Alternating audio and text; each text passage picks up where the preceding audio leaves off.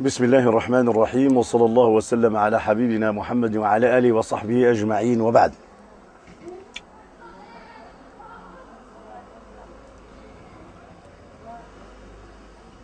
أصبح الدين في هذا البلد وثوابته يتيما ليس له في هذا البلد من يدافع عنه، فتجد كل من مجال من المجالات كيفما كانت إلا وتجد من يدافع عن أهلها وعن أصحابها، وخاصة ونحن في دولة دستورها الإسلام.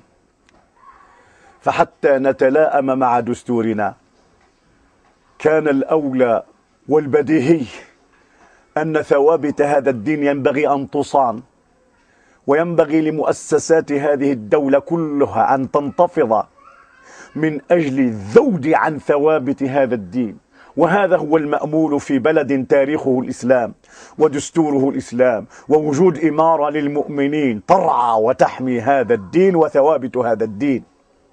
فبالأمس تفاجأ الرأي العام المغربي بقرار من وزارة الأوقاف لتوقيف محمد الخمليشي خطيب مسجد علي بن أبي طالب في فاس، فقط لأنه تحدث عن منكر ما يسمى بمهرجان موازين، وخاصة عن تلك اللقطة التي أهانت المغاربة كلها فيما يخص المغنية الإنجليزية التي غنت للجمهور المغربي وهي عارية، ثم أدخلوها إلى كل بيت عبر التلفاز، عبر الإعلام الذي نموله بجنوبنا.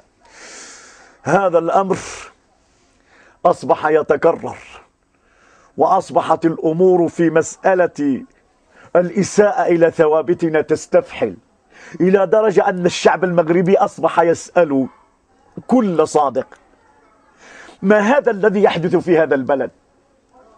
كيف تجد أن هؤلاء عياذا بالله الذين يستهترون بمشاعر المسلمين ويسيئون إلى ثوابت الأمة يجدون الإعلام والدعم من الكثير من هيئات المجتمع المدني، إلا مسألة هذا الدين الذي أصبح ليس له من يحميه ولا يدافع عنه. ولقد هالنا الأمر بعد قرار توقيف الشيخ الخمليشي، حينما سمعنا أيضا أن ثمة قرار يهيأ في المستقبل لإغلاق دور القرآن في مدينة مراكش من جديد، وقد أعطي تاريخ 28 يونيو من أجل أن تغلق جميع هذه الدور التي تحفظ أبناء المسلمين كتاب الله تعالى. ما هذا الذي يحدث؟ ثم حينما قرأنا التعليل الذي اعتمد من أجل إصدار هذا القرار الجائر الظالم، هو أن هذه المدارس القرآنية تدرس القرآن حسب القراءات العشر، وقيل بأن المفتشين من وزارة الأوقاف وقفوا على هذه المسألة. هل يا عباد الله تدريس القرآن وتحفيظه بالقراءات العشر، هل هذه جريمة تستحق أن يغلق من أجلها دور القرآن؟ ألم ينزل القرآن على نبيه صلى الله عليه وسلم على أحرف 7؟ ألم تتوارث الأمة جيلا بعد جيل أن القرآن فيه 7 قراءات و10 قراءات وكلها متواترة عن رسول الله؟ ألا يعلم الناس أن الدين يشير إلى أن القراءات كلها هي من عند الله، وأنه لا فضل لقراءة على الأخرى لأنها كلها من عند الله؟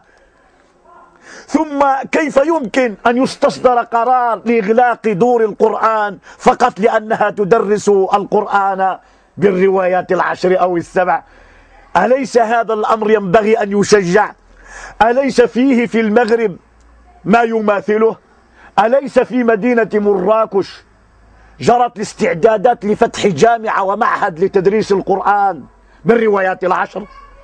فكيف يمكن مثلا أن نقبل أن ثمة معهد في مراكش يدرس القرآن بالروايات العشر، ثم نأتي إلى هذه المدارس فنغلقها عياذا بالله لهذا المشكل هذا؟ ثانيا، مسألة إغلاق مدارس القرآن، هذه مسألة قانونية ينبغي أن تتدخل فيها وزارة الداخلية وتعلل ذلك، وليس لوزارة الأوقاف أن تقوم بذلك من ذاتها، من عنديتها، من تلقاء نفسها. هذه مسألة قانونية.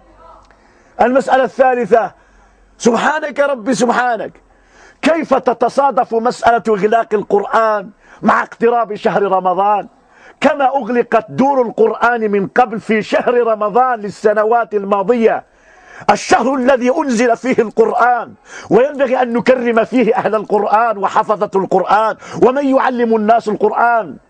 نأتي إلى الشهر الذي كرمت فيه الأمة بالقرآن لكي نغلق دور القرآن، شهر رمضان الذي أنزل فيه القرآن هدى للناس وبينات من الهدى والفرقان. هذا أمر غريب في هذا البلد، هذا أمر عجيب. إذا حينما تغلقون دور القرآن، إلى أين تريدون أن توجهوا شبابنا؟ إذا أغلقت دور تحفيظ القرآن بالنسبة للمسلمين المتعطشين لمعرفة دينهم، إلى أين تريدون أن تبعثوهم، أن توجهوهم؟ إلى المقاهي، وكم هي كثيرة، إلى الدور التي عياذا بالله تشاع فيها الفواحش، وكم هي كثيرة ومنتشرة كالفطر. كأنكم تقولون بلسان حالكم بناء على هذا القرار أنكم لا تريدون للأمة أن تعود إلى القرآن. ولذلك فنحن نستنكر هذا القرار إن وقع، ونحن نطالب علماء الأمة أن يتدخلوا من أجل حماية دور القرآن، أن يعلنوا للرأي العام. أسيدي كاين غلط، بغيتو يقري ورش ولا يقري ورش وحفص ولا يقري شي حاجة، ديروا له رسالة، قولوا له الله يرحم والديك في هذه الفترة عليك مثلا تدرس القرآن برواية ورش فقط. أما أن يغلق بهذه الطريقة، نسأل الله العفو والعافية. إذا فنحن نريد قرارا أو بيانا من العلماء يقف وقفة لله ونصرة لكتاب الله مع اقتراب شهر رمضان حتى لا يتم هذا الأمر، إنه أمر مهول يفتت أكبادنا. المسألة الثانية، نقول لأهلنا الذين تحملوا أمانة تدريس الناس القرآن في مراكش وفي غيرها، اصبروا وصابروا إن شاء الله تبارك وتعالى، ولا يفتن هذا القرار في عضدكم، فالشعب المغربي المسلم كله معكم. ثالثا، أقول لمن يتخذ هذه القرارات في بلد مسلم كالمغرب أنكم بذلك تسيئون إلى نظام المغرب الإسلامي، وتسيئون عياذا بالله إلى إمارة المؤمنين، وتسيئون عياذا بالله، نسأل الله العفو والعافية، إلى دين الإسلام الذي يعتبر في البلد هو الجامع للمغاربة وهو جوهر استقرار هذا البلد. إنكم حينما تضربون في ثوابت هذا الدين وتضربون في ثوابت سياسة هذا البلد وفي تاريخه، أنتم تعملون على زعزعة الاستقرار والريح في البلد. افهموا هذا يا عباد الله، افهموا هذا، افهموا هذا. هذه مسألة خطيرة.